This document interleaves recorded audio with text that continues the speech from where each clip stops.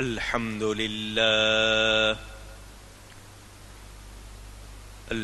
لله رب العالمين والعاقبة للمتقين والصلاة والسلام على رسوله سيد المرسلين رحمة للعالمين شفيع المذنبين سيد الأولين والآخرين سيدنا ومولانا محمد رسول رب العالمين وعلى آله وصحبه أجمعين أما بعد فأعوذ بالله من الشيطان الرجيم بسم الله الرحمن الرحيم ولا تقولوا لمن يقتل في سبيل الله أموات بل أحياء ولكن لا تشعرون وقال الله تبارك وتعالى في مقام آخر ولا تحسبن الذين قتلوا في سبيل الله أمواتا بل أحياء عند ربهم يرزقون صدق الله العلی العظیم۔ محبت کے ساتھ ایک مرتبہ دروشی پڑھ لیجئے۔ اللہم صلی علی سیدنا و مولانا محمد معدن الجود والکرم وآلہ وصحبہ وبارک وسلم۔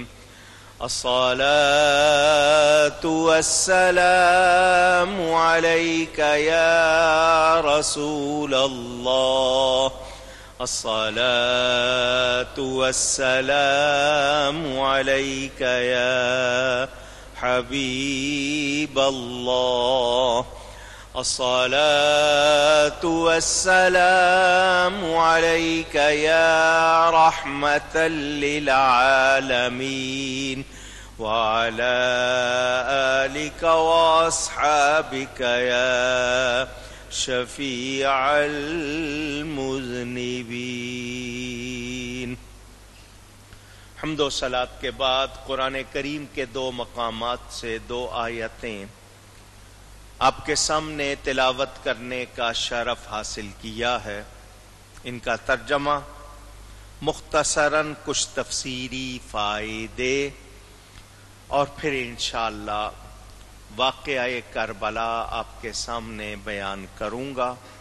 اللہ تعالی سے دعا ہے وہ مجھے حق بیان کرنے، ہم سب کو حق سن کر اس کو قبول کرنے، اس پر عمل کرنے اور اس پر قائم رہنے کی توفیق عطا فرمائے۔ اللہ تعالی ارشاد فرماتا ہے، جو لوگ اللہ کی راہ میں قتل کر دیے جاتے ہیں، شہید کر دیے جاتے ہیں، ان کو مردہ نہ کہو، وہ زندہ ہیں مگر تم ان کی زندگی کو سمجھ نہیں سکتے۔ دوسری آیت میں فرمایا، جو لوگ اللہ کی راہ میں قتل ہو جاتے ہیں، قتل کر دیے جاتے ہیں، ان کو مردہ سوچنا بھی نہیں، گمان بھی نہیں کرنا کہ وہ مردہ ہیں، وہ زندہ ہیں، اور اپنے رب تعالی کے نزدیک رزق بھی دیے جاتے ہیں۔ قرآن کی ان 2 آیتوں نے بتایا کہ جو اللہ کی راہ میں قتل ہو جائے، شہید ہو جائے، وہ زندہ ہے۔ کیا ہے؟ زندہ۔ اسے نہ زبان سے مردہ کہنا چاہیے، نہ دل میں مردہ سمجھنا چاہیے۔ زبان سے بھی ان کو مردہ نہیں کہنا، دل سے بھی ان کو مردہ نہیں سمجھنا، نہیں سوچنا، گمان بھی نہیں کرنا کہ وہ مردہ ہیں۔ وہ کیا ہیں؟ وہ زندہ ہیں، مگر تم ان کی زندگی کو سمجھ سکتے نہیں۔ قرآن نے بتا دیا کہ شہید زندہ ہوتا ہے۔ شہید کس کو کہتے ہیں؟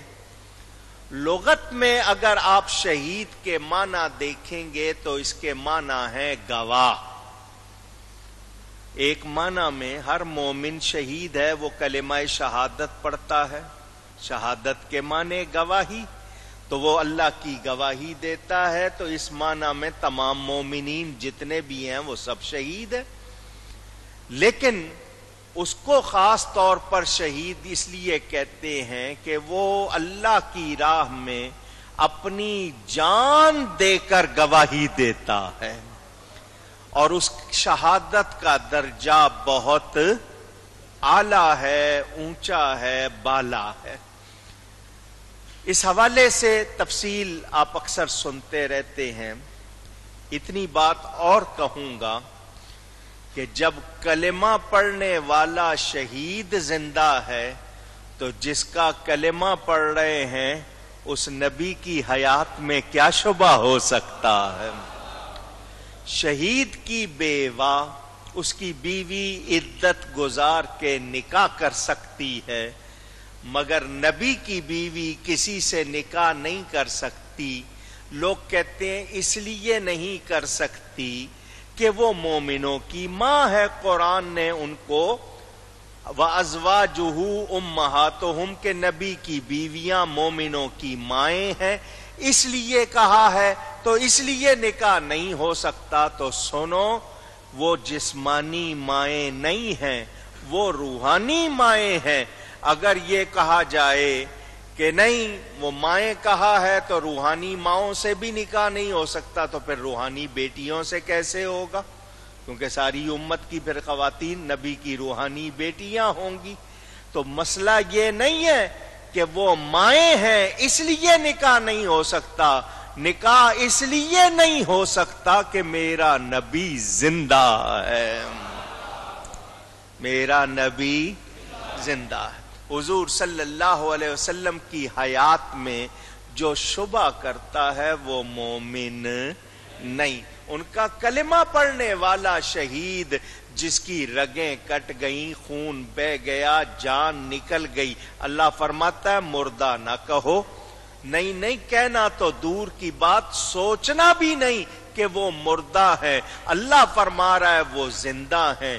یا اللہ ان کی جان نکل گئی، ان کے جسم کو دفنا دیا گیا، ان کے ٹکڑے ٹکڑے ہو گئے، اللہ فرماتا ہے مردہ نہیں کہنا، سوچنا بھی نہیں۔ تو معلوم ہوا کہ شہید زندہ ہوتا ہے۔ تو جب کلمہ پڑھنے والے مومن کی یہ شان ہے تو جس نبی کا کلمہ پڑھتے ہیں اس کی شان کا اندازہ کر لیجئے۔ یہاں یہ بھی آپ کو بتا دوں کہ شہید نے اللہ کی راہ میں جان دی تو اللہ تعالیٰ کچھ بدلہ دے گا یا نہیں دے گا؟ کیونکہ ہم نیکی کرتے ہیں اس پر ہمیں اجر ملتا ہے۔ تو شہید نے اپنی جان اللہ کی راہ میں قربان کی تو بدلہ کیا ملتا ہے؟ یہ فانی زندگی قربان کرنے والے کو باقی رہنے والی زندگی ملتی ہے، اسے وہ زندگی ملتی ہے پھر جس میں موت نہیں ہے، اور یہ شہادت انعام ہے۔ کیا ہے؟ اونچی کہیے گا، انعام ہے۔ شہادت انعام، تو اب ہر انعام میرے نبی پاک صلی اللہ علیہ وآلہ وسلم کو ملا۔ یہ سوچا بھی نہیں جا سکتا کہ کوئی انعام ان کو نہیں ملا۔ شہادت انعام ہے تو اس کی حقیقت بھی نبی پاک صلی اللہ علیہ وسلم کی ذات پر پوری ہوئی۔ یہاں ایک مسئلہ اور کرتا چلوں، آپ نے ابھی سنا کہ شہید زندہ ہے۔ شہید کیا ہے؟ نہ اس کو مردہ کہنا ہے، نہ اس کو مردہ سوچنا ہے۔ تو جب وہ زندہ ہے تو بتائیے کیا زندہ کا ماتم ہوگا؟ ماتم تو مردوں کا ہوتا ہے، زندوں کا ماتم نہیں ہوتا۔ اسی لیے ہم کہتے ہیں کافر ہے جو منکر ہے حیات شہداء کا۔ کافر ہے جو منکر ہے حیات شہداء کا۔ ہم زندہ جاوید کا ماتم نہیں کرتے۔ ماتم وہ کریں جن کے مر گئے ہیں، اور شہید اونچی کہیے گا زندہ۔ شہادت انعام ہے، آپ بھی کہیے گا شہادت انعام۔ شہادت ہے مطلوب و مقصود مومن، نہ مال غنیمت نہ کشور کشائی۔ اس کا مطلب کو تغمہ یا تمغہ لینا نہیں ہے، بیجز لگانا نہیں ہے، ناموری نہیں ہے، اللہ کی رضا حاصل کرنا ہے۔ جان کس نے دی ہے؟ اللہ نے۔ اسی کے نام پر قربان کر دیں تو اس سے اچھی اور کیا بات ہو سکتی ہے؟ اسی لیے کہنے والے کہتے ہیں جان دی ہوئی اسی کی تھی، حق تو یہ ہے کہ حق ادا نہ ہوا۔ یہ شہادت انعام ہے، اور اس کی حقیقت بھی میرے نبی پاک صلی اللہ علیہ وسلم کی ذات پر پوری ہوئی۔ شہادت کی دو قسمیں ہیں، ایک جہری اور ایک سری۔ جہری اعلانیہ کو کہتے ہیں، سری پوشیدہ کو کہتے ہیں۔ جہری میدان جہاد میں اللہ کی راہ میں کلمہ حق بلند کرتے ہوئے اسلام کی سربلندی کے لیے اپنی جان کا نذرانہ پیش کر دینا، یہ اعلانیہ کھلی جہری شہادت ہے۔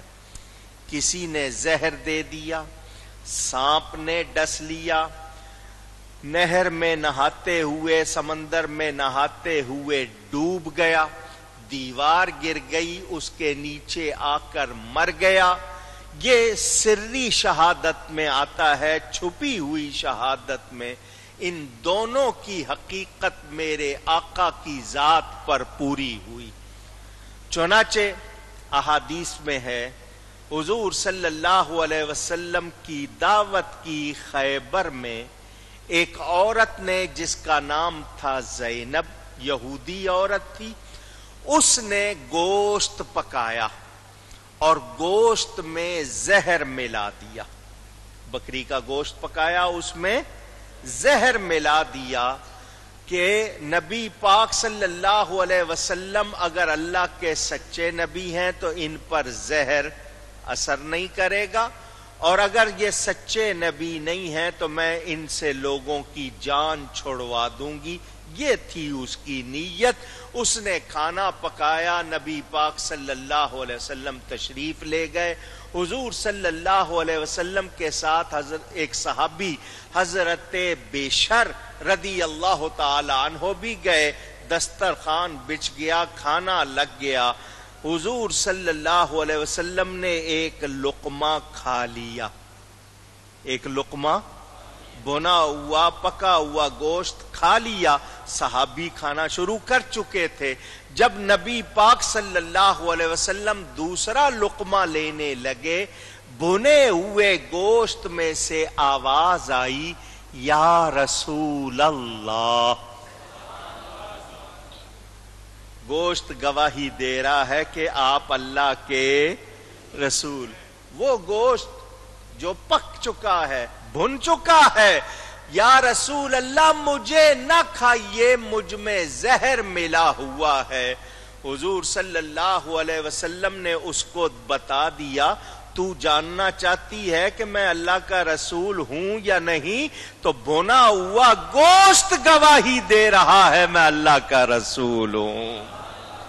کچھ لوگ کہتے ہیں نبی پہلے سے بتا دیتے کہ اس میں تو زہر ملا ہوا، تو پھر اس عورت کی تسلی کہاں سے ہوتی؟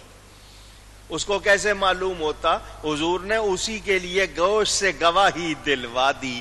حضرت بشر کھا چکے تھے اور وہ زہر بہت ہی کاری قسم کا تھا، ان کی وفات ہو گئی، ان کو مرتبہ شہادت مل گیا، نبی پاک بچ رہے۔ کیوں؟ اللہ نے وعدہ فرمایا تھا واللہ یعصمک من الناس، اللہ آپ کی جان کو لوگوں سے بچائے گا۔ اگر اس سے وفات ہو جاتی تو آپ شہید ہوتے یا نہیں؟ اونچی ہوتے، لیکن اللہ نے وعدہ کر لیا تھا جان کے بچانے کا، تو حقیقت پوری ہوئی، ظہور نہیں ہوا۔ اب دوسرا ماجرا دیکھیے، مختصراً کر رہا ہوں۔ جنگ احد میں حضور صلی اللہ علیہ وسلم نے جو خود لوہے کا وہ رنگ جو امامے پر باندھتے تھے تاکہ کوئی تلوار مارے تو سر نہ کٹے، اس کی کڑیاں آپ کے رخساروں میں چبھ گئیں، ہونٹ مبارک زخمی ہوا، دانت مبارک کا کنارہ شہید ہوا، پورا دانت نہیں، پورا دانت مبارک نہیں، کیونکہ پورا دانت مبارک شہید ہوتا تو عیب آ جاتا، اور نبی میں عیب نہ ظاہری نہ باطنی، عیب نبی میں سوچا جا سکتا بھی نہیں۔ تو دانت مبارک کا کنارہ شہید ہوا۔ جس طرح ہیرے کو تراشیں چمک بڑھ جاتی ہے، اس دانت میں سے نور زیادہ نکلتا تھا۔ تو حضور صلی اللہ علیہ وسلم گڑھے میں بھی تشریف لے گئے، وہاں ایک کھڈا تھا اس میں بھی تشریف لے گئے، ادھر شور بھی مچ گیا کہ حضور صلی اللہ علیہ وسلم شہید ہو گئے ہیں، مگر اللہ نے آپ کی جان بچانے کا وعدہ کیا ہوا تھا۔ زخمی ہوئے، خون نکلا، اس کے باوجود جان نہیں نکلی کیونکہ اللہ تعالی نے وعدہ کر لیا تھا۔ تو شہادت سری کی حقیقت بھی حضور پر پوری ہوئی، شہادت جہری کی حقیقت بھی نبی پاک صلی اللہ علیہ وسلم پر پوری ہوئی۔ فرق رہ گیا روح کے نکلنے کا، وہ کیوں نہ نکلی کہ اللہ نے وعدہ کر لیا تھا۔ تو ماننا پڑے گا کہ یہ شہادت کی حقیقت بھی میرے نبی پاک صلی اللہ علیہ وسلم کی ذات میں موجود ہے۔ اور اس شہادت کے لیے حضور صلی اللہ علیہ وسلم کیا فرماتے تھے؟ واللہ انی لوددت ان اقتل فی سبیل اللہ ثم احیا ثم اقتل ثم احیا ثم اقتل ثم احیا ثم اقتل۔ فرماتے ہیں اللہ کی قسم میں اس بات کو بہت زیادہ پیارا رکھتا ہوں کہ میں اللہ کی راہ میں قتل کیا جاؤں، اللہ مجھے پھر زندہ کر دے، میں پھر اللہ کی راہ میں قتل کیا جاؤں، اللہ مجھے پھر زندہ کر دے، میں پھر اللہ کی راہ میں قتل کیا جاؤں، اللہ مجھے پھر زندہ کر دے۔ اس ارشاد سے پتہ چلا کہ نبی پاک صلی اللہ علیہ وسلم اس شہادت کو کتنا محبوب رکھتے تھے۔ حضرت سیدنا فاروق اعظم رضی اللہ تعالی عنہ دعا کیا کرتے تھے، اللہم ارزقنی شہادتاً فی سبیلک واجعل موتی فی بلد رسولک۔ اے اللہ مجھے اپنی راہ میں شہادت عطا فرما اور موت عطا فرما تو اپنے نبی کے شہر مدینہ میں عطا فرما۔ ہمیں معلوم ہوا کہ یہ مومن کی تمنا ہوتی ہے، چنانچہ صحابہ کرام رضوان اللہ تعالی علیہم اجمعین جب جہاد کے لیے جاتے حضور صلی اللہ علیہ وسلم سے دعا کرواتے کہ حضور دعا فرمائے ہمیں شہادت نصیب ہو۔ یہی روح اسلام ہے، یہی آواز آئے مومن موت سے ڈرتا نہیں. اللہ نے جان دی ہے, اللہ کی راہ میں چلی جائے تو اس سے بڑی کیا بات ہوگی. ویسے بھی جان جانی ہے یا نہیں؟ ایک دن جانا ہے, تو اللہ کی راہ میں چلی جائے تو اس سے اچھی اور کوئی بات نہیں. میرے دوستوں اور بزرگوں, اب ہم نے یہ جان لیا کہ شہادت نعمت ہے, انعام ہے, سعادت ہے. ہمیں نظر آتا ہے جو شہید ہوتے ہیں ان کو زخم لگتے ہیں, جسم کٹتا ہے, خون بہتا ہے, تو ہم سوچتے ہیں تکلیف ہوتی ہوگی, شہید کی موت تو بڑی سخت ہوتی ہوگی. تو اس بارے میں سن لیجئے, چیونٹی, کیڑی, اینٹ چھوٹی سی ہوتی ہے, یہ اگر آپ کے بدن پر رینگ رہی ہے اور اس کا ہلکا سا کہیں آپ کو پاؤں لگ جائے تو جتنی تکلیف ہوتی ہے شہید کو بھی صرف اتنی ہی تکلیف ہوتی ہے. بظاہر آپ کو نظر آ رہا ہے اس کا جسم کٹ رہا ہے, مگر اس کو تکلیف نہیں ہوتی. اس کو تو اس وقت بڑا لطف اور مزہ آ رہا ہوتا ہے. سن لیجئے کتنا مزہ آتا ہے کہ جنتی جب جنت میں جائیں گے, اللہ فرمائے گا جنتیوں خوش ہو, کہیں گے یا اللہ بہت خوش ہیں, دنیا میں تو بڑی تکلیف والی زندگی تھی, یہاں تو مزے ہی مزے, راحت ہی راحت ہے. اللہ فرمائے گا دوبارہ دنیا میں جانا چاہتے ہو؟ کہیں گے نہیں نہیں یا اللہ ہم نہیں جانا چاہتے. شہید کہے گا یا اللہ میں جانا چاہتا ہوں. تو اللہ شہید سے فرمائے گا کیا میری جنت میں تیرے لیے کوئی کمی ہے؟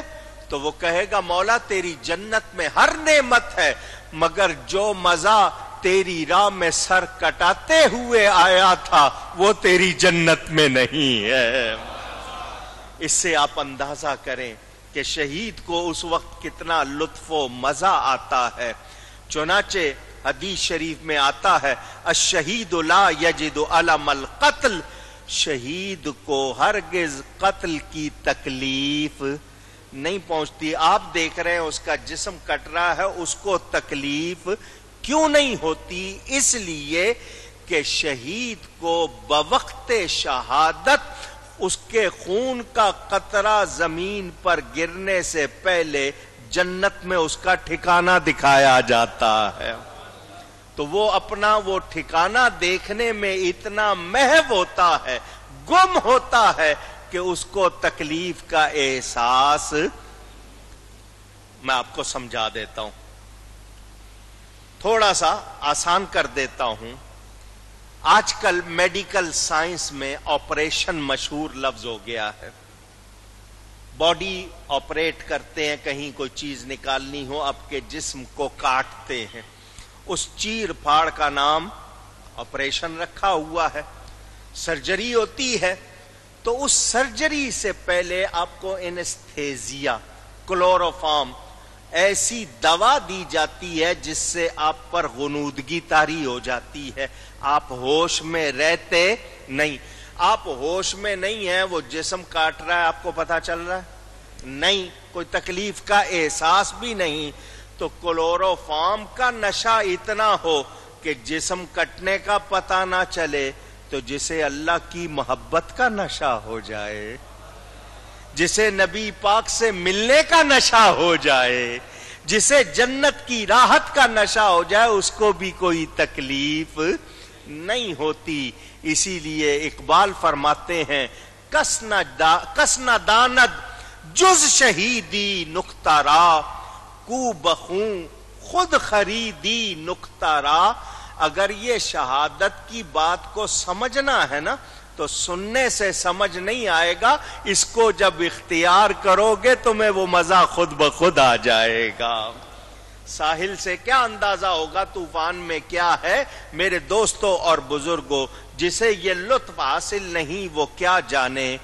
یہ شہادت اللہ تعالی کی طرف سے انعام ہے, اس پر ہم لوگ آنسو کیوں بہاتے ہیں؟ اب یہ سوال میں پہلے بتا چکا کہ صحابہ کی جنگ ہوتی تھی کافروں سے، بدر میں ہوئی، احد میں ہوئی، خندق جس کو احزاب کہتے ہیں دوسری جنگوں میں ہوئی، تو شہید تو قابل فخر ہوتا ہے، اس پر تو فخر کیا جاتا ہے۔ تو یہاں ہم سن کر آنسو بہاتے ہیں، تو آنسو بہانے کی وجہ کیا ہے؟ وہ یہ کہ یہاں امام پاک کو بلانے والے کون تھے؟ محبت کے دعوے دار۔ امام کو بلانے والے کون تھے؟ مرید ہونے کے دعوے دار۔ امام کو بلانے والے کون تھے؟ مسلمان ہونے کے دعوے دار۔ انہوں نے کی بے وفائی اور دشمنوں سے مل کر امام کے مقابلے پر آئے، امام کا، آپ کے رفقا کا پانی بند کیا، آپ کے اہل خانہ کے سامنے بھوکا پیاسا ذبح کیا۔ قربانی کے جانور کو جو دین بھوکا پیاسا ذبح کرنے کی اجازت نہیں دیتا، اس دین کو ماننے کا دعویٰ کرنے والوں نے نبی کے شہزادے کو بھوکا پیاسا ذبح کیا۔ تو نبی کی محبت، نبی کی نسبت کی محبت کی وجہ سے ہماری آنکھوں میں آنسو آ جاتے ہیں۔ ایک بات آپ نے سن لی، اب یہ بھی سن لیجئے، لوگ کہتے ہیں کہ امام علی مقام اصل میں خود خلیفہ بننا چاہتے تھے، بادشاہ بننا چاہتے تھے۔ وہ یہ کہتے تھے کہ یزید اس لائق نہیں، میں اس لائق ہوں، یہ کرسی مجھے ملنی چاہیے۔ وہ اقتدار کے لیے نکلے، یہ تو کرسی کی جنگ تھی۔ تو سن لیجئے، ہاں امام اقتدار کے لیے نکلے تھے، مگر اپنے اقتدار کے لیے نہیں، شریعت کے اقتدار کے لیے نکلے۔ امام کو کرسی نہیں چاہیے تھی، امام کو ہرگز حکومت نہیں چاہیے تھی، وہ نکلے تھے تو اسلام کی بقا کے لیے، تقوی کی بقا کے لیے، اصولوں کی بقا کے لیے، حق کی بلندی کے لیے، شریعت و سنت کی تجدید اور احیاء کے لیے انہوں نے اپنی آنکھوں کے سامنے بھائیوں، بھتیجوں، بھانجوں، بیٹوں کا شہید ہونا گوارا کر لیا۔ اپنی آنکھوں کے سامنے انہوں نے دشمنوں کے ظلم گوارا کر لیے، مگر نبی کے دین کا نقشہ بگڑنا گوارا نہیں کیا۔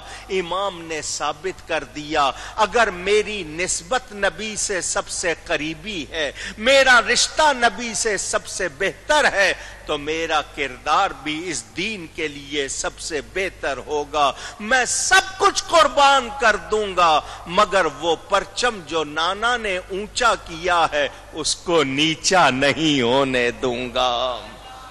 امام علی مقام اسلام کے لیے نکلے تھے۔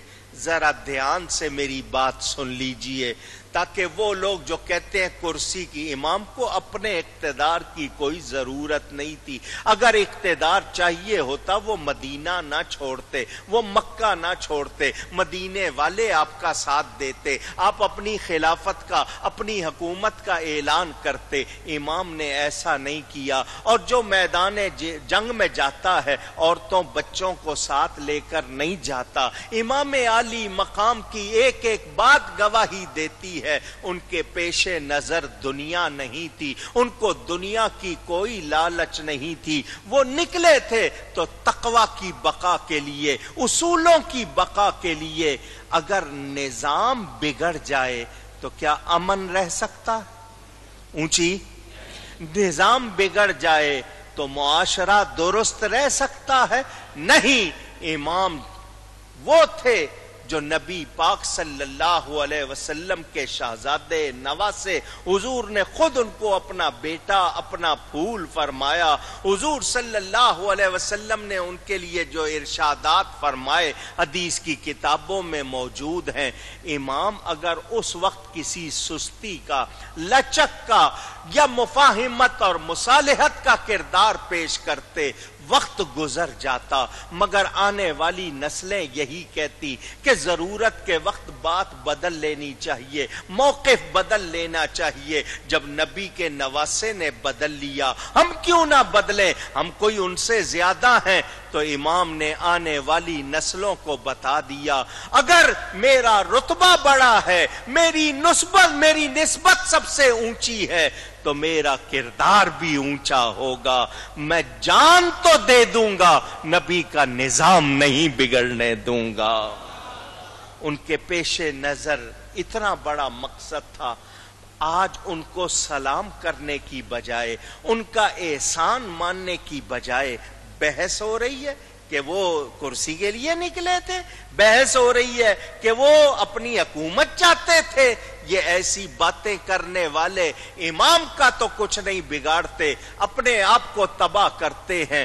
مگر میں ایک بات کہہ دینا چاہتا ہوں، آپ اس کو نوٹ کر لیجئے، اور بلا خوف تردید کہتا ہوں اور پورے یقین سے کہتا ہوں، امام کی شان کو سمجھنا ہر ایک کا کام نہیں ہے۔ جس کا ذہن بیدار ہوگا، جس کے اندر ایمان کی روشنی ہوگی، وہی امام کو سلام کرے گا، اور جس کے اندر ایمان کی روشنی نہیں، اس کو امام کا کردار پوری طرح سمجھ میں آ سکتا نہیں۔ کربلا کو سمجھنا ہے تو دین کو سمجھنا ہوگا، دین کو سمجھے بغیر کربلا سمجھ میں نہیں آ سکتا۔ مجھے اور آپ کو جان لینا چاہیے، اچھی طرح سمجھ لینا چاہیے، امام کے پیش نظر دنیا نہیں تھی، دین تھا۔ وہ دین کے پاسبان، وہ ملت کے پاسبان، وہ ہمارے محسن ہیں۔ آج دین اپنی اصل پر باقی ہے تو یہ ان کی قربانی کا نتیجہ ہے۔ اگر وہ اس وقت اپنی اصل پر قائم نہ رکھتے دین کو، آج ہمارے پاس صحیح دین نہ ہوتا۔ علامہ اقبال کو سلام، کیا اچھی بات کہہ گئے۔ حضرت سیدہ فاطمہ زہرا کی شان میں جو انہوں نے کلام لکھا، وہ اس میں کہتے ہیں مادر آں مرکز پرکار عشق، مادر آں قافلہ سالار عشق۔ میں اس کو سمجھا دیتا ہوں، جنہوں نے نہیں سمجھا وہ سمجھ لیں۔ پرکار یہ جیومیٹری کا ایک انسٹرومنٹ آلہ ہے، اس سے آپ دائرہ سرکل بناتے ہیں۔ طریقہ کیا ہوتا ہے، اس کمپاس کی نوک کو کاغذ میں آپ ایک جگہ گاڑتے ہیں، اگلی طرف پینسل قلم رکھا ہوتا ہے اور اسے گھماتے ہیں تو دائرہ بن جاتا ہے۔ تو وہ آپ کی نوک جو سینٹر میں لگی ہوئی ہے پرکار کی، وہ اگر ہل جائے تو دائرہ صحیح نہیں رہ سکتا۔ دائرہ کب صحیح ہوگا کہ وہ جو نوک ہے وہ اپنی جگہ پر ثابت رہے۔ تو علامہ اقبال کہتے ہیں اے سیدہ تو اس کی ماں ہے جو عشق کی پرکار کا مرکز۔ کیا مطلب؟ امام عالی مقام اسلام کی پرکار کا مرکز بنے ہوئے تھے اس وقت، اگر وہ اپنی جگہ سے ہل جاتے اسلام کا دائرہ درست نہ رہتا۔ وہ عشق والوں کے سالار تھے۔ اب میں یہاں آپ کے سامنے ایک بات اور بھی رکھتا ہوں۔ امام عالی مقام پر اعتراض کرنے والوں کو چونکہ دین معلوم نہیں، اس لیے وہ ایسی باتیں کرتے ہیں۔ آپ ذرا توجہ کیجئے، امام عالی مقام ابھی ظاہری دنیاوی عمر کے لحاظ سے بہت کم سن ہیں۔ میں چھوٹا نہیں کہہ رہا کیونکہ وہ کبھی چھوٹے تھے ہی نہیں، وہ چھوٹے تو کبھی تھے ہی نہیں، کم سن ابھی زندگی ان کی شروع ہوئی تھی دنیاوی۔ حضور صلی اللہ علیہ وسلم کی گود میں کھیل رہے تھے، اچانک میرے آقا کی آنکھوں سے آنسو جاری ہو گئے۔ جو خاتون قریب موجود تھی، 2-3 روایتیں ہیں، اس میں حضور صلی اللہ علیہ وسلم کی زوجہ محترمہ کی بھی روایت، حضور کی چچی کی بھی روایت، وہ قریب تھی۔ عرض کی آپ بچے سے کھیل رہے تھے، خوش ہو رہے تھے، اب آنکھوں میں آنسو آ گئے، کیا وجہ ہے؟ فرمایا میرے پاس جبریل آئے ہیں اور انہوں نے خبر دی ہے میرے بعد میرے اس بیٹے حسین کو شہید کر دیا جائے گا، قتل کر دیا جائے گا۔ دوسری روایت میں جہاں قتل کیا جائے گا اس جگہ کا نام کربلا، اس جگہ کا نام طف، حضور صلی اللہ علیہ وسلم کی روایات موجود، اور فرمایا مجھے جبریل نے وہاں کی مٹی لا کر دی ہے، وہ آپ اپنی زوجہ محترمہ حضرت ام سلمہ کو دیتے ہیں، اس کو شیشے میں ڈال کے رکھ لو، جس دن یہ خون ہو جائے گی سمجھ لینا میرا بیٹا کربلا میں شہید ہو گیا۔ مٹی خود بخود کیسے خون ہو جائے گی، یہ بات بھی قابل غور۔ پھر ساری بیویاں موجود ہیں مگر صرف حضرت ام سلمہ کو دے رہے ہیں، کسی اور کو کیوں نہیں دے رہے؟ میرے نبی پاک صلی اللہ علیہ وسلم جانتے ہیں اس واقعے کے وقت کون زندہ موجود ہوگی۔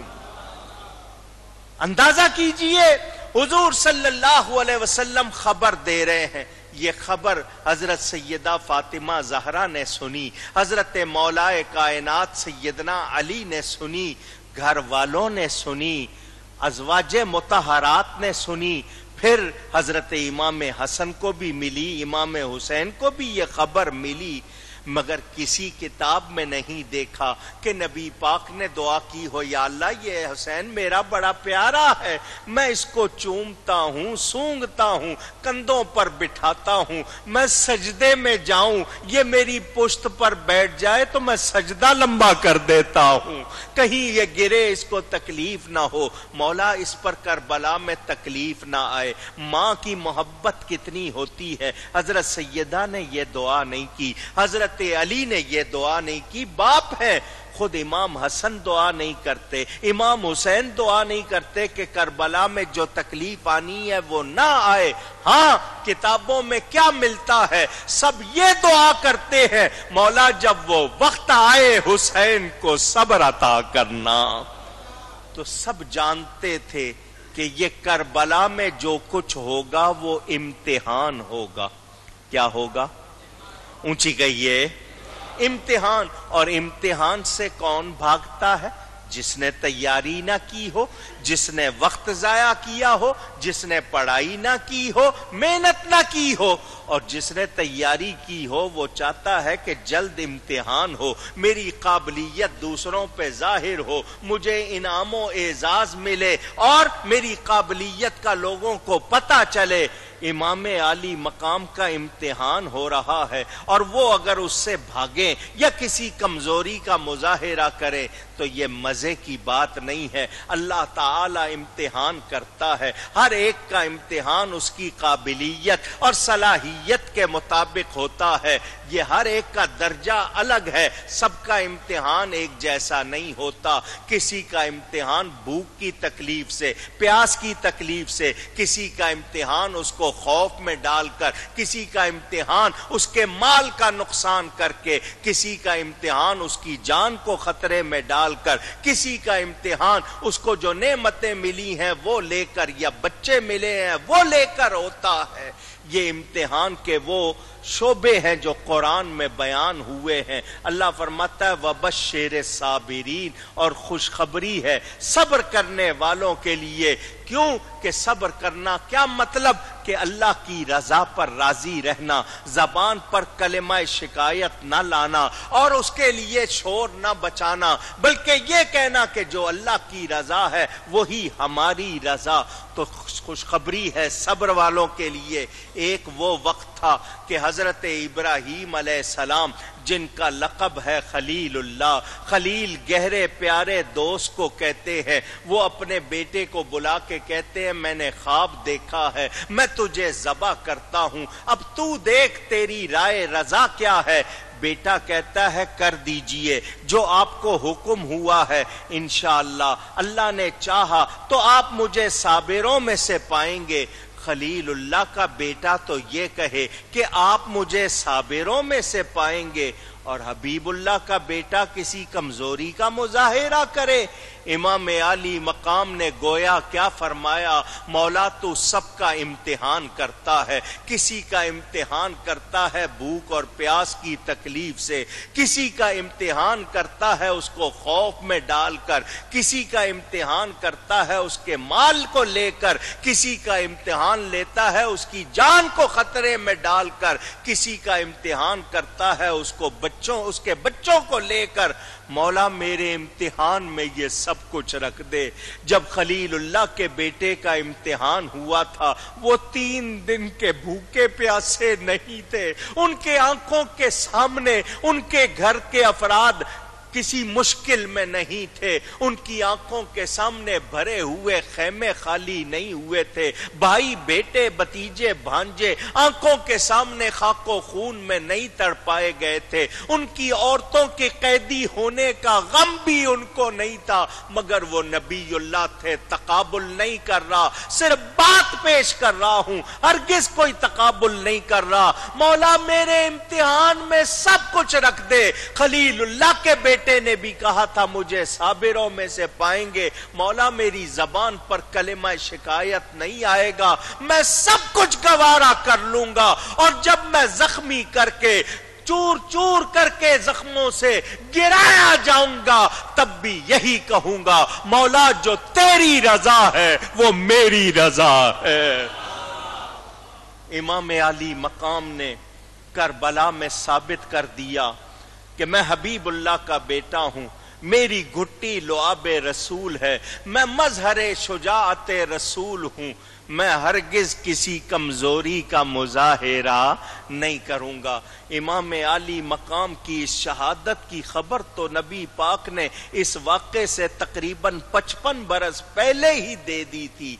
آج جو لوگ اعتراض کرتے ہیں انہیں دین کی خبر نہیں ہے، وہ دین نہیں جانتے، وہ امام کے مقام کو کیا سمجھیں گے؟ میرے دوستوں اور بزرگوں، ہونے والی چیز کے اسباب بھی ظاہر ہونے لگ جاتے ہیں، چونکہ یہ واقعہ ہونا تھا، یہ مقدر ہو چکا تھا، حضور صلی اللہ علیہ وسلم پہلے ہی اعلان فرما چکے تھے، تو حضرت امام کے لیے سب نے صبر و ثبات کی دعا کی تھی۔ میرے دوستوں اور بزرگوں، آپ کے سامنے پورا واقعہ اس وقت تفصیل سے نہیں رکھ سکتا، جتنا بتا سکتا ہوں وہ یہ کہ 60 ہجری میں حضرت امیر معاویہ رضی اللہ تعالی عنہ کی وفات ہو گئی۔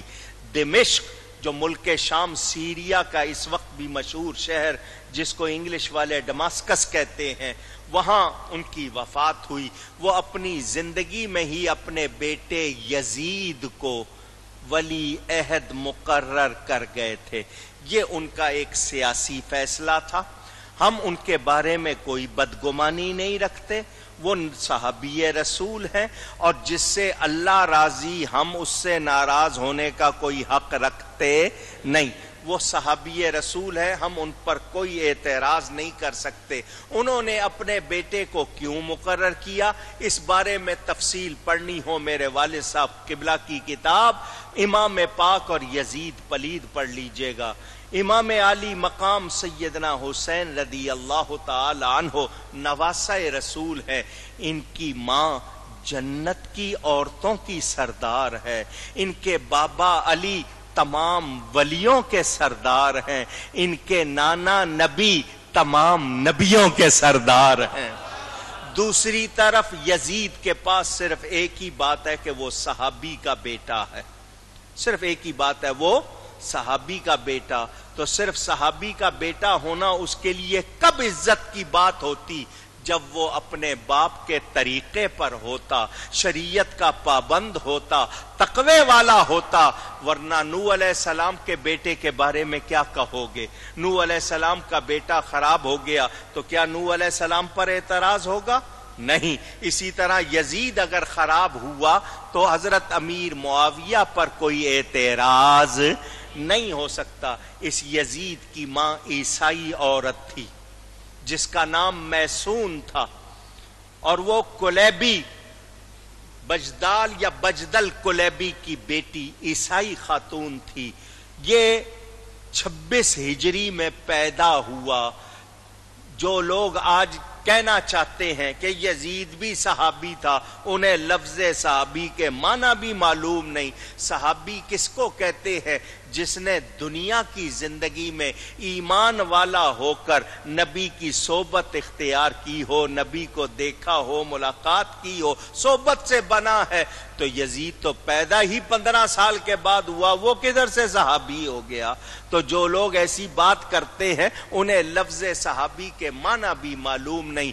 کچھ لوگ کہتے ہیں یہ شہزادوں کی جنگ تھی، وہ بھی شہزادہ تھا، امام حسین بھی شہزادے، اور امام حسین کو شہزادہ تو خود نبی نے فرمایا ہے، حدیث نے کہا ہے، اس کو کس نے شہزادہ بنا دیا؟ وہ کدھر سے شہزادہ ہو گیا؟ اور پھر اس کو امام کے سامنے لانا، امام کے مقابل لانا، یہ گستاخی نہیں ہے تو اور کیا ہے؟ کہاں وہ بد کردار یزید اور کہاں میرے امام پاک؟ ان کا کون مقابل ہو سکتا تھا؟ تو جو لوگ آج اعتراض کرتے ہیں انہیں سمجھ نہیں ہے۔ اللہ ان کو ہدایت دے اور ہمیں ان کے شر سے محفوظ رکھے۔ میرے دوستوں اور بزرگوں، امام علی مقام سیدنا حسین اس وقت مدینہ منورہ میں تھے، ادھر یزید کی تخت نشینی کا اعلان ہو گیا۔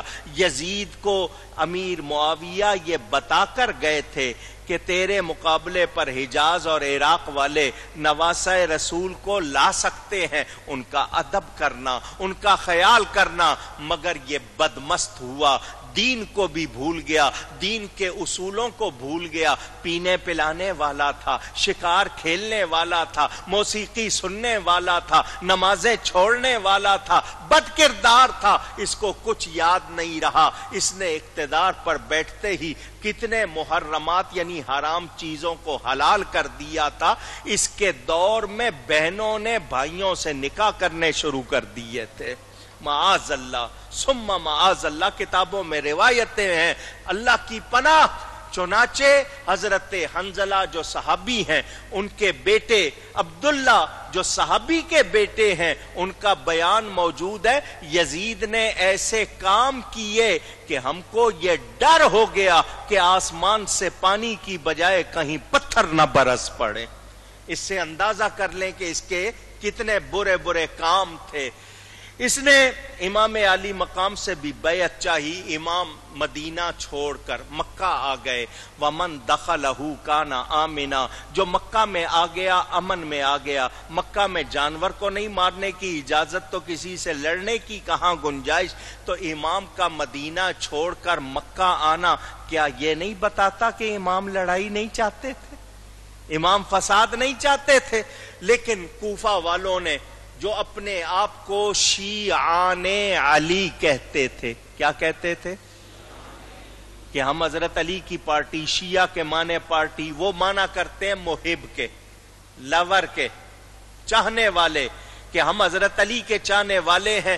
آپ نے یزید کی بیعت نہیں کی، ہم بھی نہیں کرتے، ہم آپ کو اپنا امیر مانتے ہیں، آپ مکہ میں نہ رکیں، ہمارے پاس آ جائیں، ہم آپ کے ہاتھ پر بیعت کریں گے، یزید کے خلاف اگر آپ نے کچھ کاروائی کرنی ہے ہم آپ کا ساتھ دیں گے، کیونکہ وہ فسق و فجور، فسق کے معنی نافرمانی، فجور کے معنی برائی، تو چونکہ وہ نافرمانی اور برائی کی حکومت کر رہا ہے تو ایسے شخص کو بدلنا ضروری ہے، آپ آئیے ہم آپ کا ساتھ دیں گے۔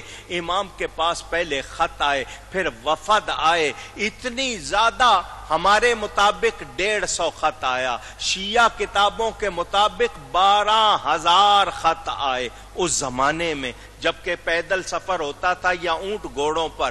امام نے ان پر بھی بھروسہ نہیں کیا، اپنے چچا زاد بھائی حضرت مسلم بن عقیل کو نمائندہ بنا کر بھیجا کہ جاؤ، جا کر اپنی آنکھوں سے دیکھو، اگر واقعی اتنے حامی مل جائیں کہ ہم فسق و فجور کے خلاف انقلاب بپا کر سکیں تو یہ بہت اچھی بات ہے، ہمیں کرنا چاہیے، نہیں تو پھر لوگوں میں برائی عام ہو جائے گی۔ حضرت مسلم گئے، کوفہ گئے، کوفہ میں ہزاروں نے بیعت کر لی، ادھر سے ابن زیاد نامی شخص کو یزید نے گورنر بنا کر کوفہ بھیج دیا، تمام اختیارات دے دیے، تاریخ کامل میں موجود، یزید نے اشارہ بھی کر دیا، حکم بھی دے دیا کہ تجھے اگر امام کو قتل بھی کرنا پڑے تو کر دینا۔ یہ یزید کا حکم، تاریخ کامل کا حوالہ دے رہا ہوں، تفصیل پڑھنی ہو میرے والد صاحب کی کتاب پڑھ لیجئے گا، حوالے موجود ہیں۔ میرے دوستوں اور بزرگوں، حضرت مسلم سے بے وفائی کی کوفہ والوں نے،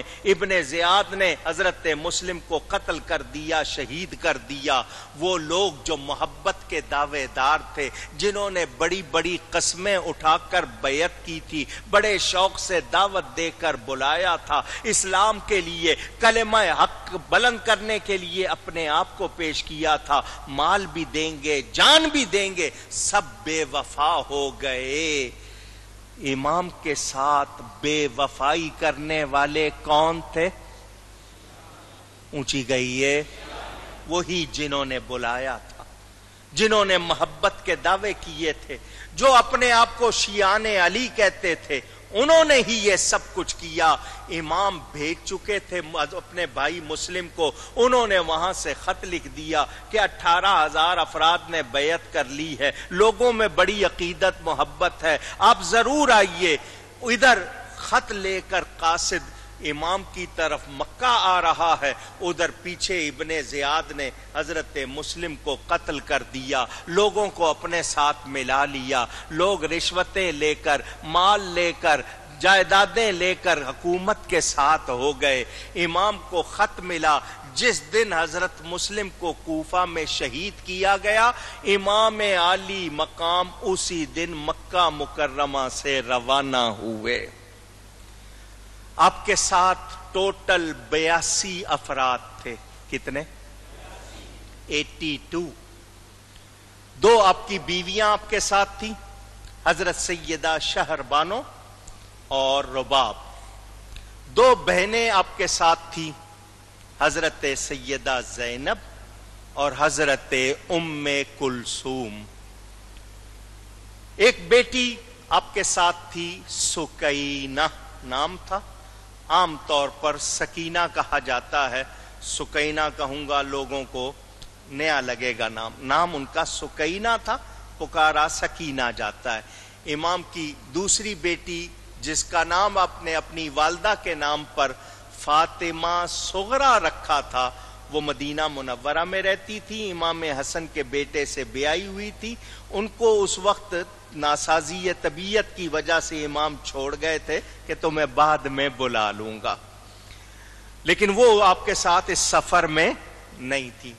امام کے 3 بیٹے تھے۔ کتنے؟ اونچی کہیے گا۔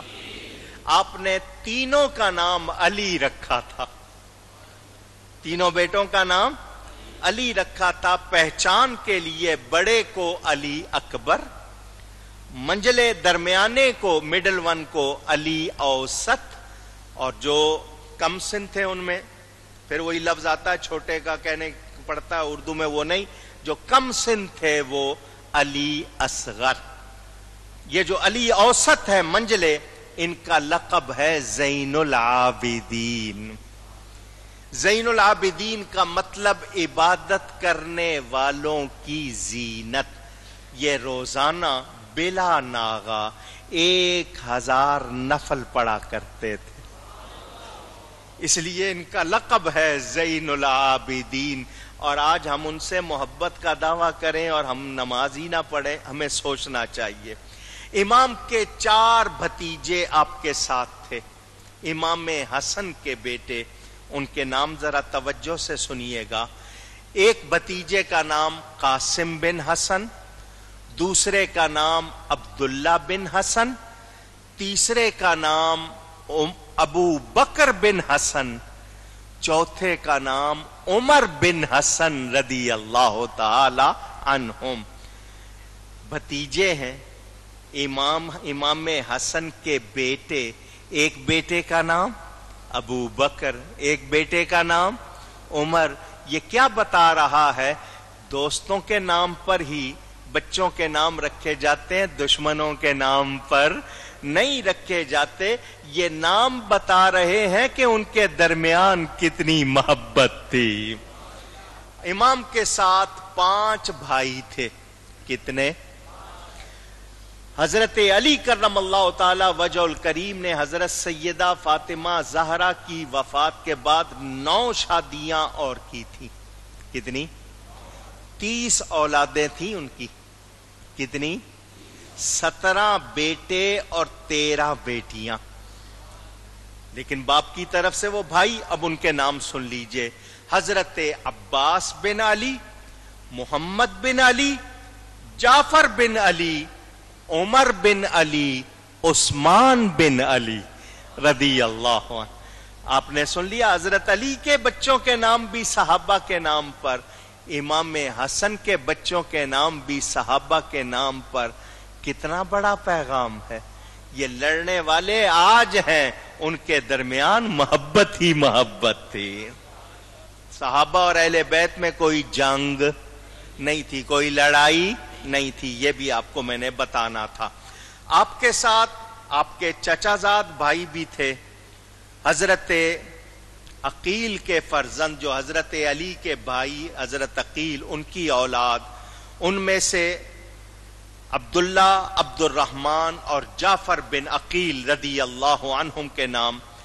آپ کی بہن حضرت سیدہ زینب کے بیٹے دو، محمد اور عون رضی اللہ عنہ، ان کے والد کا نام عبداللہ بن جعفر طیار جو حضرت سیدہ زینب کے شوہر تھے، اور ایک امام مسلم کے بیٹے، 72 مرد اور 10 عورتیں، بچے ملا کر کتنے؟ 82 افراد۔ صحابہ کرام نے روکا۔ ہر سال یہ بات بار بار دہراتا ہوں آپ کو ذہن نشین کرانے کے لیے۔ وہ لوگ جو اہل بیت رسول سے محبت نہیں رکھتے، وہ کہتے ہیں دیکھو صحابہ نے روکا، صحابہ نے یزید کی بیعت کر لی تھی، امام نے کیوں نہیں کی؟ تو پھر جن صحابہ نے کی ان کے بارے میں کیا کہو گے؟ وہ غلط تھے، ان کو غلط کہو گے؟ امام بھی کر لیتے، یہ سب کچھ نہ ہوتا۔ امام نے چونکہ صحابہ کا کہنا نہیں مانا، ان کے روکنے پر رکے نہیں، اس لیے یہ ساری مصیبت آئی۔ اس کا جواب آپ کو دیتا چلوں۔ اسلام میں 2 اصول ہیں، یہ دونوں سن لیجئے، ایک ہے عزیمت اور ایک ہے رخصت۔ کیا ہے؟ ایک ہے عزیمت اور دوسری رخصت۔ عزیمت عزم سے ہے، ارادے سے، رخصت رعایت سے۔ اگر آپ کو کوئی مشکل ایسی آ جائے کہ جان پر بن جائے، جان بچانا مشکل ہو جائے، اور آپ یقین رکھتے ہوں کہ جان نہیں بچے گی اگر آپ نے غلط بات نہ مانی، تو وقتی طور پر اوپر سے دکھانے کے لیے، جبکہ دل ایمان پر مطمئن ہو، تو وقتی طور پر صرف وہ غلط بات کہنا یا کر دینا جس سے جان بچ جائے، اس کو کیا کہتے ہیں؟ رخصت۔ کیا کہتے ہیں؟ اور ڈٹ جائیں کہ نہیں جان جاتی ہے جائے، میں غلط بات نہیں کروں گا، نہیں کہوں گا، اس کو کیا کہتے ہیں؟ عزیمت۔ کمزور آدمی ہو، تنہا آدمی ہو، وہ عام آدمی ہو، وہ اگر رخصت پر عمل کرے تو لوگ کہیں گے مجبور، یہ بیچارہ کیا کرتا، یہ کچھ کر تو سکتا نہیں تھا، مارا جاتا، تو اس نے دیکھا میں کچھ اور تو کر نہیں سکتا ہوں تو جان ہی بچاؤں۔ تو اگر کمزور آدمی رخصت پر عمل کر لے تو لوگ اعتراض نہیں کریں گے، لیکن بہادر با اثر آدمی اگر رخصت پر عمل کریں گے، لوگ کہیں گے ڈر گیا، اس کو تو مردوں والی بات کرنی چاہیے تھی، مرد میدان بنتا، اس کے ساتھ تو دنیا ہوتی، یہ ڈر کیوں گیا؟ تو بہادر اگر کمزوری کا مظاہرہ کرے لوگ اچھا نہیں کہیں گے۔ اب آپ کے سامنے دونوں منظر آ گئے۔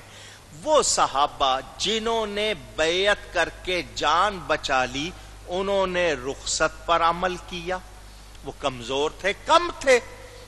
امام علی مقام اگر اس وقت رخصت پر عمل کر لیتے، جان بچ جاتی، شریعت کے مطابق ہوتا، کیونکہ شریعت میں یہ بھی گنجائش ہے۔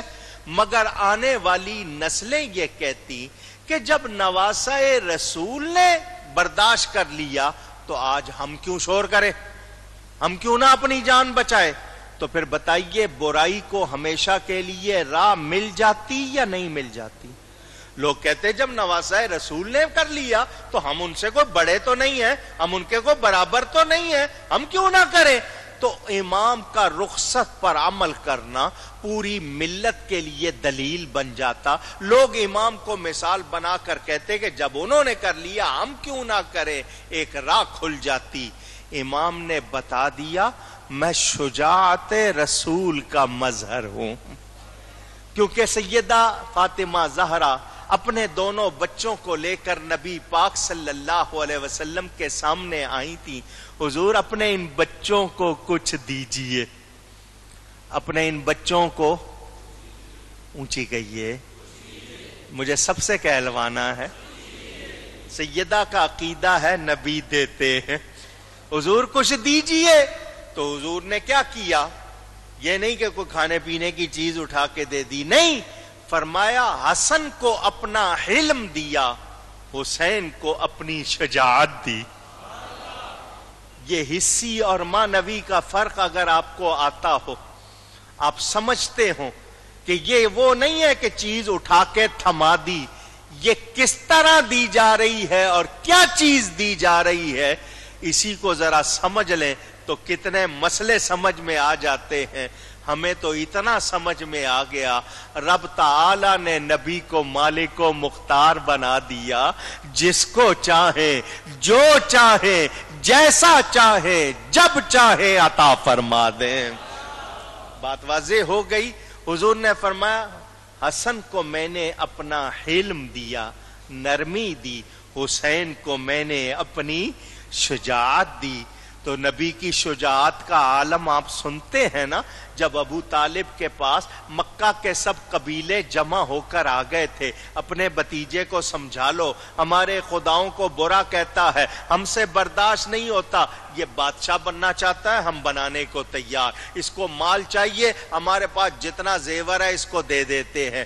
یہ اگر کسی خاتون کو چاہتا ہے تو جس لڑکی کی طرف اشارہ کرے ہم وہ بھی اس کو دے دیتے ہیں، اس کو کہو ہمارے خداؤں کو برا کہنا چھوڑ دے ورنہ ہم سب جمع ہو گئے ہیں، ہم سے برداشت نہیں ہوتا۔ ابو طالب گھبرائے، حضور کے پاس آئے، اے پیارے بھتیجے اپنے بوڑھے چچا پر اتنا بوجھ نہ ڈالو کہ وہ اٹھا نہ سکے، یہ سب کے سب جمع ہو گئے ہیں، میں اکیلا ان کا مقابلہ نہیں کر سکتا۔ یہ کہتے ہیں تم بادشاہ بننا چاہتے ہو، یہ تمہیں بادشاہ بنانے کو تیار، مال چاہتے ہو مال دینے کو تیار، کوئی عورت چاہیے وہ دینے کو تیار۔ سنو کیا کہتے ہو؟ میرے نبی پاک صلی اللہ علیہ وسلم فرماتے ہیں چچا یہ تو مکہ کے قبیلے والے ہیں، ساری دنیا کی طاغوتی طاقتیں جمع ہو جائیں اور جمع ہو کر میرے دائیں ہاتھ پر لا کر سورج کو، بائیں ہاتھ پر لا کر چاند کو رکھ دے، دنیا کے سارے خزانے میرے قدموں میں ڈھیر کر دے، میں تب بھی وہی کروں گا جو میرے رب کا حکم ہے۔ اللہ اکبر۔ جنگ حنین میں حوازن واقعات پڑھ کے دیکھیں، صحابہ کہتے گھمسان کی جنگ ہو رہی تھی، تیر جو بس برس رہے تھے، ایسا لگ رہا تھا بارش کی طرح، مے کی طرح برس رہے تھے، ہم گھبرا رہے تھے، اس حالت میں آگے جا کر جنگ کر رہے تھے تو نبی پاک کر رہے تھے۔ وہ شجاعت کے مظہر، جب غزوہ خندق کے موقع پر صحابہ 40-50 صحابہ سے مل کر اکٹھی ماری جانے والی وہ گینتی وہ چٹان کو نہ توڑ سکی، حضور کے پاس آئے تھے، حضور یہ چٹان آ گئی ہے، ہم نے مل کر بھی توڑنے کی کوشش کی نہیں ٹوٹتی، میرے نبی نے ایک ہی ضرب ماری وہ چورا چورا ہو گئی۔ حضرت امام حسین شجاعت رسول کے مظہر ہیں، تو وہ اگر کسی کمزوری کا مظاہرہ کرے یہ نہیں ہو سکتا۔ ارے نبی کی شجاعت کے مظہر تھے، اسی لیے بتا دیا میں اکیلا بھی سب پر بھاری رہوں گا۔ کوئی میرا مقابلہ نہیں کر سکے گا۔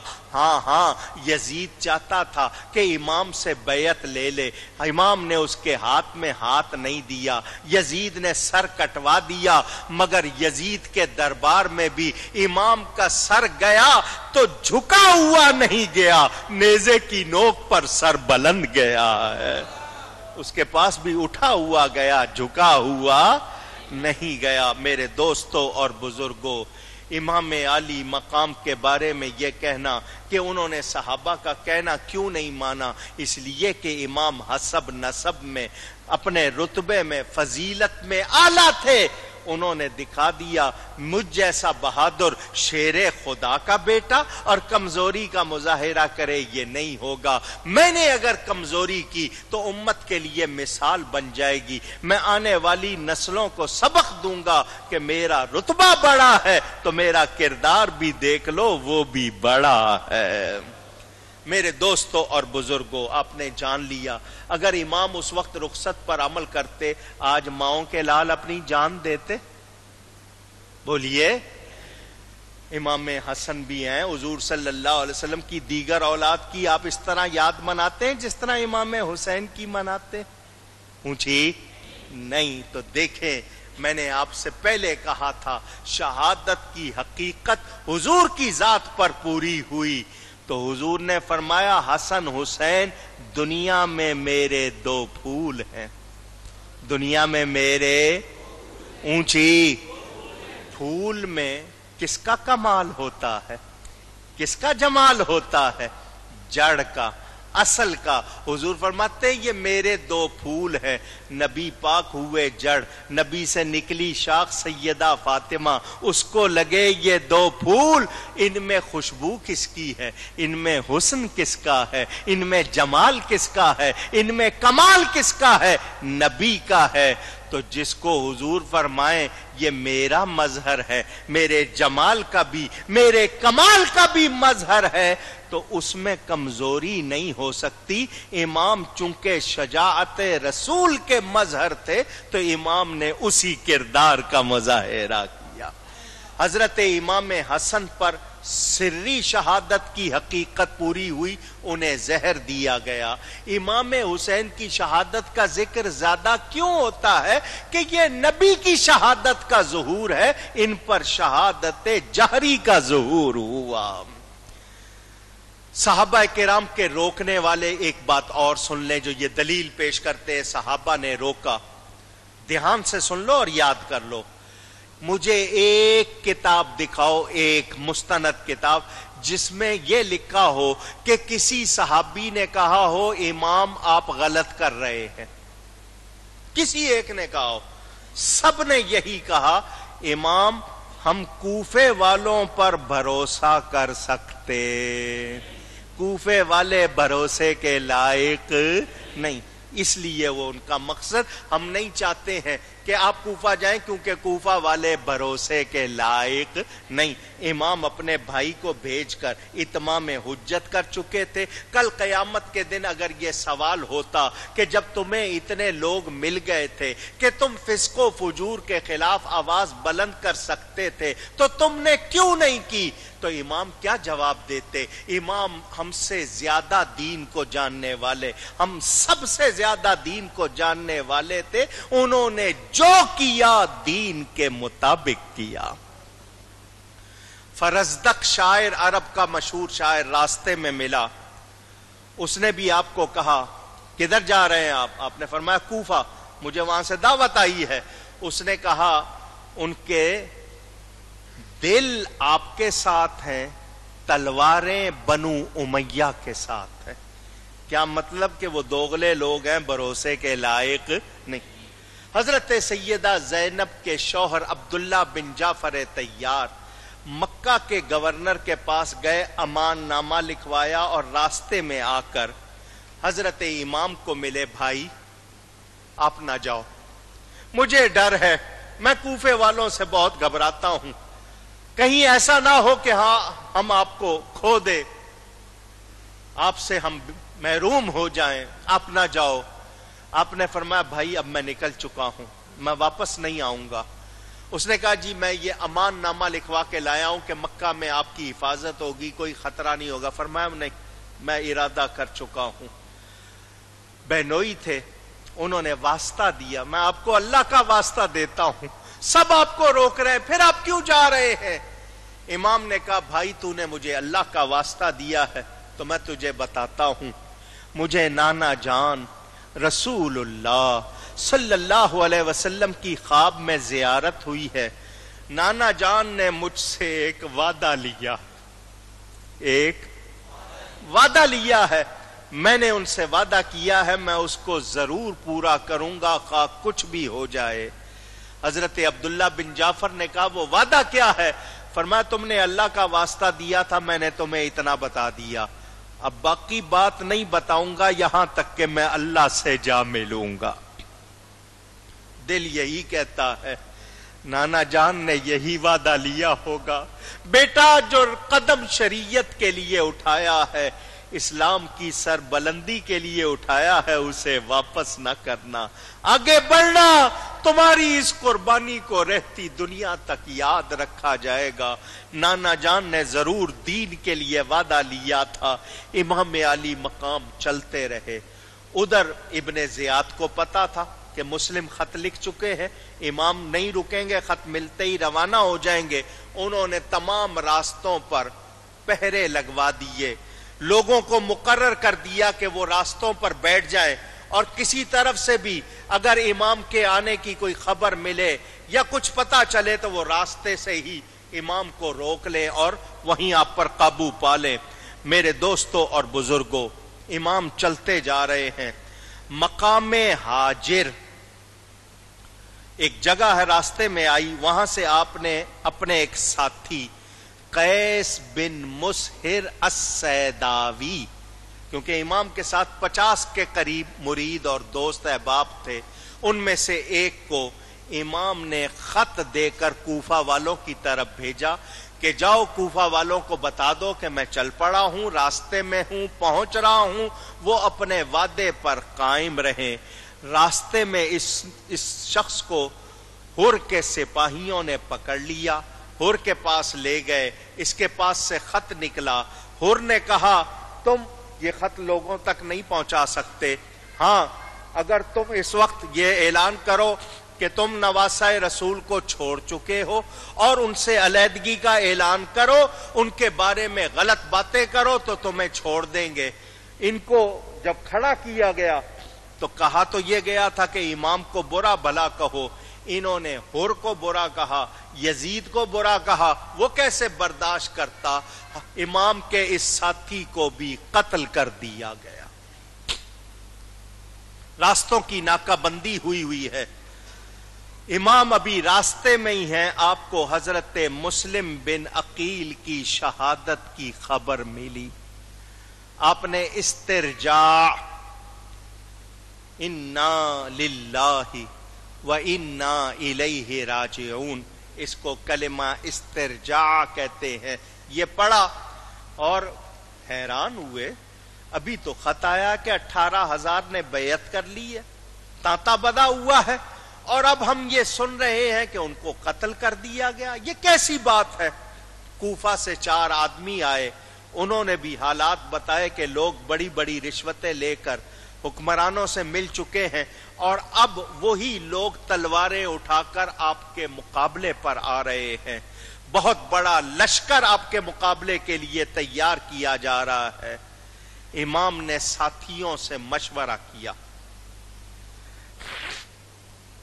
ہمیں کیا کرنا چاہیے؟ آگے جائیں یا ارادہ بدل دیں؟ سب نے یہی کہا پیچھے نہیں ہٹنا چاہیے، اتنی جلدی اتنی بڑی تبدیلی کیسے آ گئی؟ ہمیں جانا چاہیے، معلوم کرنا چاہیے۔ امر الہی کو مغلوب نہیں کیا جا سکتا۔ امام نے بھی اعلان کیا میں اپنا فرض پورا کروں گا، میں اپنا فرض کیا پورا کروں گا؟ جو ذمہ داری مجھ پر عائد ہوتی ہے میں اس کو پورا کروں گا۔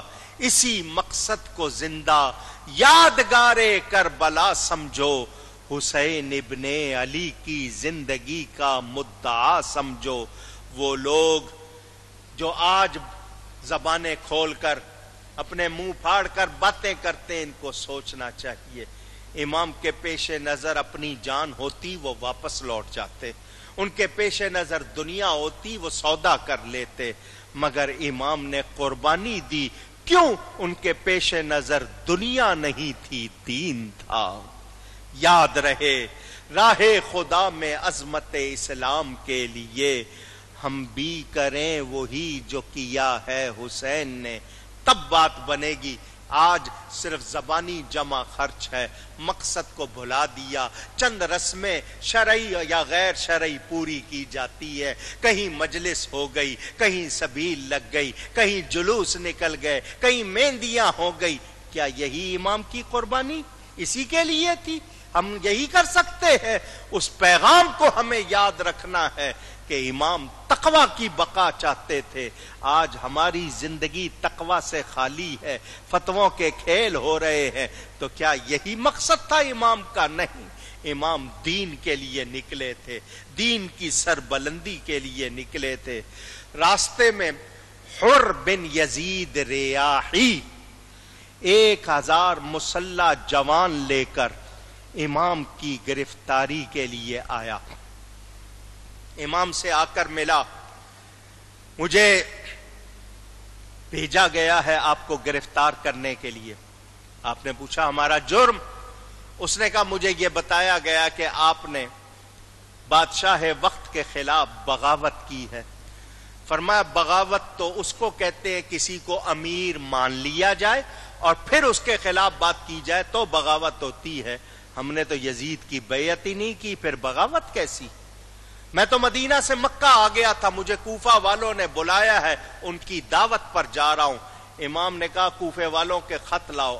وہ خط اس کے سامنے رکھ دیے، سارے حالات بتائے۔ حر پیدائشی طور پر نیک تھا، پیدائشی طور پر نیک بخت تھا، نیک تھا۔ اس نے کہا جی میں نے آپ کو گرفتار کر کے بھی کوفہ ہی لے جانا ہے اور آپ کوفے ہی جا رہے ہیں، میں آپ کو گرفتار تو نہیں کروں گا مگر کسی اور طرف جانے بھی نہیں دوں گا۔ لیکن اس کی سعادت کی ایک یہ بھی اس کی نشانی تھی، راستے میں جب کبھی نماز کا وقت آتا یہ الگ نماز نہیں کرتا تھا، امام کے پیچھے پڑھتا تھا، امام کے ساتھ رہا۔ کچھ کتابوں میں یہ لکھا ہے کہ اس نے امام سے کہا کہ آپ واپس جانا چاہیں تو چلے جائیں، چنانچہ ان کتابوں میں یہ ہے کہ 3 راتیں یہ قافلہ واپس چلتا رہا، لیکن جب صبح ہوتی تھی اپنے آپ کو وہیں پاتے تھے جہاں سے روانہ ہوئے تھے، یعنی تقدیر انہیں کشاں کشاں لیے جا رہی تھی۔ محرم کی 2 تاریخ 61 ہجری، آج سے 1374 برس پہلے، 61 ہجری جمعرات کا دن، محرم کی 2 تاریخ تھی۔ امام کوفہ کے قریب ایک میدان میں پہنچے، کسی سے پوچھا یہ جو جگہ ہے جس جگہ ہم یہاں کھڑے ہیں اس کا نام کیا ہے؟ اس نے کہا اس کا نام کربلا ہے۔ بس لفظ کربلا سننا تھا تو امام نے کہا، شاعر ترجمانی کرتا ہے، دشمن یہاں پہ خون ہمارا بہائیں گے، زندہ یہاں سے ہم نہ کبھی پھر کے جائیں گے، آل نبی کا ہوگا اسی جا پہ امتحان، سب تشنہ لب یہاں پہ سرپ نہ کٹائیں گے، کرب و بلا ہے نام اسی سرزمین کا، بچے یہاں پہ پانی کا قطرہ نہ پائیں گے، ہوگا یہاں شہید ہر ایک مصطفیٰ کا لال، اور لاش قتل گاہ سے ہم سب کی لائیں گے۔ امام نے جو کلام فرمایا آپ کے بڑے بیٹے حضرت علی اکبر نے سن کر کہا بابا آپ یہ کیا باتیں کر رہے ہیں؟ فرمایا بیٹا میرے بابا حضرت علی جب جنگ صفین سے واپس آ رہے تھے یہاں رکے تھے، اور انہوں نے 3 مرتبہ پکار کر کہا تھا صبرن یا ابا عبداللہ، صبرن یا ابا عبداللہ۔ تو ساتھیوں نے پوچھا تھا یہ ابو عبداللہ کون ہیں اور آپ ان کو صبر کی تلقین کیوں کر رہے ہیں؟ تو میرے بابا علی نے جواب دیا تھا میرے بیٹے حسین کی کنیت ابو عبداللہ ہے، ایک دن آئے گا اس کے ساتھیوں کے یہاں خیمے ہوں گے، یہاں ان کے اونٹ بیٹھے ہوں گے، یہاں ان کے کجاوے رکھے ہوں گے، وہ چاروں طرف سے دشمنوں میں گھرے ہوئے ہوں گے، میں ان کو کہہ رہا ہوں کہ اس وقت صبر کرنا۔ حضرت علی اکبر نے پوچھا بابا کیا ہم صحیح نہیں، کیا ہم حق پر نہیں؟ فرمایا ہم بالکل حق پر ہیں۔ تو بیٹے نے کہا بابا پھر گھبرانے کی کوئی بات نہیں، پھر لشکر چھوڑ کے جو مرضی آ جائے سب کچھ آپ پر قربان۔ امام نے وہاں حکم دے دیا خیمے لگانے کا، خیمے لگ گئے۔ یہاں تک روایتوں میں آتا ہے کہ جب حضرت سیدہ زینب کو یہ کلام پہنچا انہوں نے کہا کہ یہاں سے چلو، یہ خونی زمین ہے، مجھے یہاں اچھا نہیں لگ رہا۔ فرمایا اب ہم یہاں سے کہیں نہیں جا سکتے، ہم نے اب یہیں رہنا ہے۔ ادھر کوفہ میں اطلاع پہنچ گئی کہ امام پاک کربلا پہنچ چکے ہیں، نہر فرات کے گرد انہوں نے وہاں ڈیرہ ڈال لیا ہے۔ ابن زیاد نے انہی لوگوں کو جنہوں نے امام کو خط لکھ کر بلایا تھا، جنہوں نے قسمیں کھا کر بیعت کی تھی، جنہوں نے وعدے کیے تھے جان مال قربان کرنے کے، انہی کو کہا تلواریں اٹھا کر مقابلے پہ جاؤ۔ سامنے کون آئے تھے؟ آواز آئے، وہی لوگ جو اپنے آپ کو شیعان علی کہتے تھے۔ ذہن میں رکھنا یہ بات۔ عمر بن سعد یہ ایک شخص کا نام ہے، اس کو لشکر کا امیر بنایا گیا۔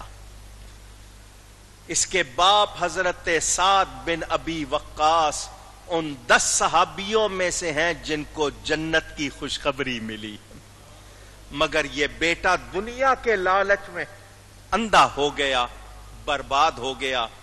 تہران جس کا پرانا نام رے، ایران کا دارالسلطنت، یزید نے اس کو وہاں کا گورنر مقرر کیا تھا۔ یہ وہاں جانے کے لیے نکلا تھا۔ ابن زیاد نے کہا پہلے کربلا جا کر حسین کا مقابلہ کرو پھر تہران جانا۔ اس نے کہا جی مجھے معاف کیجئے میں یہ کام نہیں کروں گا۔ اس نے کہا سنو اگر نہیں جاؤ گے تو پھر تمہیں تہران کی گورنری مل سکتی نہیں، تہران کی گورنری چاہیے تو پھر تمہیں حسین کا مقابلہ کرنا پڑے گا۔ اس نے 1 رات کی مہلت مانگی، یہ گھر آیا، اس کا بھانجا تھا حمزہ بن مغیرہ، اس کو پتا چلا، وہ اس کو ملنے آیا اور کہا ماموں مجھے ایسی بات معلوم ہوئی ہے، سنو تہران کی گورنری کیا چیز ہے، روئے زمین کی حکومت ملے چھوڑ دینا مگر نواسہ رسول کے مقابلے پر نہ جانا۔ سنو یہ عہد کر لو۔ اس نے کہا میں تم سے وعدہ کرتا ہوں ایسا ہی کروں گا۔